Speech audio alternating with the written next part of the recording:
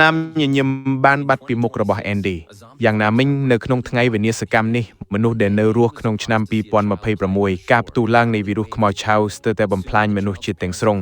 ថ្ងៃមួយ Andy ភ្ញាក់ផ្អើលដែលឃើញក្មេងម្នាក់លេងនៅមាត់ច្រាំងហើយគ្រវីដៃស្វាគមន៍ពួកគេប៉ុន្តែមិនយូរប៉ុន្មានឪពុកម្ដាយរបស់ក្មេងនោះក៏លេចមុខមកហើយឪពុកក៏សម្លឹងមើល Andy ដោយប្រុងប្រយ័ត្នខណៈពេលដែលបង្ហាញកំភ្លើងដែលលាក់នៅក្នុងខ្សែក្រវ៉ាត់របស់គាត់ឃើញដូច្នេះស្នាមញញឹមបានបាត់ពីមុខរបស់ Andy យ៉ាងណាមិញនៅក្នុងថ្ងៃវិនាសកម្មនេះមនុស្សដែលនៅរស់អាចនឹងសម្លាប់គ្នាលើអាហារបន្តិចបន្តួចនៅពេលណាក៏បានថ្ងៃនោះ Andy បានរកឃើញកញ្ចប់ជំនួយជាច្រើនអណ្ដែតក្នុងទន្លេហើយបានបើកមួយដើម្បីរកឃើញដែកគោលដែកនិងខ្សែដៃនៅខាងក្នុងរបស់របរទាំងនេះធ្វើឲ្យ Andy កាន់តែអស់សង្ឃឹមពេលនោះប្រពន្ធរបស់គាត់បានប្រាប់គាត់ថាពួកគេលះអាហារតែ2ថ្ងៃទៀតនៅលើទូកហើយប្រសិនបើពួកគេមិនទទួលបានគ្រឿងផ្គត់ផ្គង់បន្ថែមទេពួកគេនឹងត្រូវឡើងគោកដើម្បីស្វែងរកអាហារសំណាងល្អនៅថ្ងៃបន្ទាប់ Andy បានឃើញទូកដែលខូចនៅមាត់ទន្លេគាត់បានចែវទូកទៅយ៉ាងរំភើបហើយបានរកឃើញអាហារកំពុងជាច្រើននៅលើនោះខណៈពេលដែលគាត់កំពុងប្រមូលគ្រឿងផ្គត់ផ្គង់ដោយរីករាយសំឡេងចម្លែកក៏ស្រាប់តែចេញមកពីក្នុងបន្ទប់ដែលដឹងថាអាចមានខ្មោចឆៅនៅខាងក្នុង Andy ក៏មិនហ៊ាននៅយូរហើយបានចាក់ចេញយ៉ាងលឿនជាមួយអ្វីដែលគាត់បានរកឃើញអាហារគ្រប់គ្រាន់សម្រាប់មួយខែទៀត Andy បានត្រឡប់ទៅទូកវិញហើយដេកលក់មួយសន្ទុះក្រោយមកគាត់ត្រូវបានដាស់ដោយសំឡេងកូនស្រីយំហើយនៅពេលដែលគាត់បីនាងទៅរកប្រពន្ធរបស់គាត់ស្រាប់តែឃើញស្នាមឈាមនៅលើឥដ្ឋអារម្មណ៍ភ័យខ្លាចបានគ្របដណ្ដប់គាត់ហើយគាត់ក៏ពេញញាប់ចូលទៅក្នុងបន្ទប់ទឹកដើម្បីរកប្រពន្ធរបស់គាត់កំពុងបងរំរបួសវាបានបង្ហាញថានាងក៏បានរកឃើញទូកដែលខូចនោះដែរហើយឃើញ Andy ដេកលក់នាងក៏បានលួចទៅរកអាហារដែលមិនប្រាប់គាត់ហើយក៏ត្រូវខ្មោចឆៅខាំ Andy ពោពេញដោយការស្ដាយក្រោយដោយគិតថាគាត់គួរតែព្រមានប្រពន្ធរបស់គាត់មកនេះថាទូកនោះមានគ្រោះថ្នាក់ប្រពន្ធរបស់គាត់បានដកសិភៅណែនាំចេញពីកញ្ចប់ជំនួយដែលត្រៀមខ្លួនរួចជាស្រេចសម្រាប់អ្វីដែលអាក្រក់បំផុតភ្លាមនៅពេលដែលនាងបង្ហាញរោគសញ្ញានៃការឆ្លងនេះនឹងប្រើដៃគោលដែកដើម្បីបញ្ចប់ជីវិតរបស់ខ្លួនឯងជាជាងខ្លាចជាគ្រោះថ្នាក់ដល់គ្រួសារបន្ទាប់ពីការឆ្លោះប្រកែកគ្នាដ៏ក្តៅគគុកទីបំផុតពួកគេបានសម្រេចចិត្តភ្នាល់លើក្តីសង្ឃឹមដ៏ស្ទើងក្នុងការស្វែងរកការព្យាបាលពួកគេបានចាក់ចេញពីទូកតូចដែលបានជួយសង្គ្រោះពួកគេហើយសំណាងល្អពួកគេមិនបានជួបខ្មោចឆៅណាមួយបន្ទាប់ពីចុះចតពួកគេបានរកឃើញឡានមួយហើយទីក្រុងដែលនៅជិតបំផុត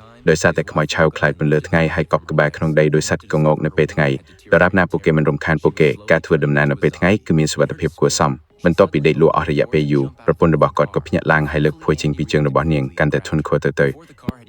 នាងកំពុងប្រែជាខ្មោចឆៅបន្តិចម្ដងដោយភាពអស់សង្ឃឹមនាងក៏ស្រាប់តែទ្វារដើម្បីលោតចេញពីឡានដែលកំពុងបើកបរប៉ុន្តែសំណាងល្អ Andy បានប្រតិកម្មយ៉ាងលឿនហើយចាប់នាងមុនពេលឡានឈប់ប្រពន្ធរបស់គាត់ក៏បញ្ញាប់ចេញទៅហើយរត់ទៅរទីរហេស្ថានដែលមិនចង់ខ្លាចជាបន្ទុករបស់គ្រួសារទៀតទេ Andy អាចត្រឹមតែពន្យាធ្វើឲ្យប្រពន្ធរបស់គាត់ស្ងប់ចិត្តមុននេះបន្តិចបរិសម្នាក់នេះបានបញ្ចប់ជីវិតប្រពន្ធរបស់គាត់ព្រោះនាងបានខ្លាចជាខ្មោចឆៅទៅហើយអាក្រក់ជាងនេះទៅទៀតនាងបានខំគាត់ហើយក្នុងរយៈពេល24ម៉ោងគាត់នឹងខ្លាចជាខ្មោចឆៅដែរគាត់មិនខ្លាចស្លាប់ទេគាត់បារម្ភតែពីកូនស្រីរបស់គាត់ប៉ុណ្ណោះប្រសិនបើគាត់អាចឲ្យកូនស្រីរបស់គាត់ទៅពួកគេប្រហែលជានៅមានក្តីសង្ឃឹមខ្លះដូច្នេះគាត់ក៏បីកូនស្រីនៅលើខ្នងហើយចាប់ដើមធ្វើដំណើរត្រឡប់មកវិញពាក់កណ្ដាលផ្លូវវីរុសរបស់ Andy ក៏ស្រាប់តែរើឡើងគាត់ផ្អែកខ្លួនទៅនឹងដើមឈើដកដង្ហើមហិតហើយមើលម៉ោងនៅសល់តែ9ម៉ោងទៀតប៉ុណ្ណោះជើងរបស់គាត់ក៏អស់កម្លាំងដោយមិនអាចគ្រប់គ្រងបានហើយដួលទៅលើដីដោយស្វ័យប្រវត្តិគាត់ចង់កប់ក្បាលរបស់គាត់បន្ទាប់ពីពេលមួយសន្ទុះមក Andy ក៏ដឹងខ្លួនហើយឃើញកូនស្រីរបស់គាត់បាត់គាត់ក្រោកឈរឡើងយ៉ាងភិតភ័យដើម្បីរកនាងតែបានដឹងថាក្មេងស្រីម្នាក់បានលឺក្មេងយំហើយបានមកមើលថែគាត់ដូច្នេះអ្នកទាំងពីរក៏ដើរជាមួយគ្នាហើយនៅពេលពួកគេទៅដល់មាត់ទន្លេទូកតូចដែលពួកគេធ្លាប់ប្រើដើម្បីមកដល់ច្រាំងនៅ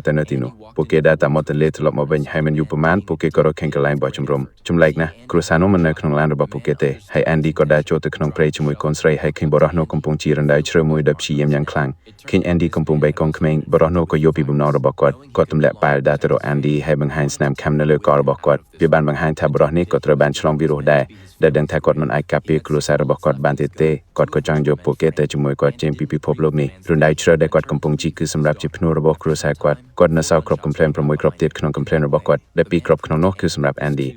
មិនយល់ស្របនឹងគំនិតរបស់បុរសនោះទេហើយក៏ងាកចេញទៅជាមួយកូនស្រីបន្ទាប់ពីមួយសន្ទុះមកសម្លេងកំភ្លើង4គ្រាប់បានបន្លឺឡើងពីក្រោយគាត់តាមរបៀបនោះបុរសនោះបានបង្ហាញដល់ Andy ថានេះក៏ជាទម្រង់នៃការរំដោះខ្លួនដែរស្ថានភាពរបស់ Andy ឥឡូវ